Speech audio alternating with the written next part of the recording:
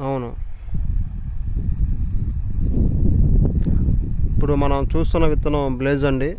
మన తంగెడ గ్రామంలో తంగెడ బ్రహ్మయ్య గారు ఉన్నారు మన పక్కనే. నమస్తేనా. ఏ విత్తనం వేశారు? ఎట్లా ఉంది? ఎవరు మీది? పేరేం పేరన్నా? గవదగట్ల బ్రహ్మయ్య. గవదగట్ల బ్రహ్మయ్య గారి పొలంలో ఉన్నామండి. మనకి బ్లేజ్ అయితే ఎక్సలెంట్గా బాగుందండి. కింద నుంచి పైదాకా కూడా ఒకటే కాపు, కాయ సైజు కూడా బాగుంది. మనకి చివరి కోత వరకు కూడా కాయ సైజు బాగుంటుంది. దీనివల్ల మార్కెట్లో అధిక రేటు, కాయ కలర్ బాగుంటుంది. మనకి కొనే బెరలకు కూడా కాయ సైజు చూడగానే కన్ను కొడుతుంది బాగా.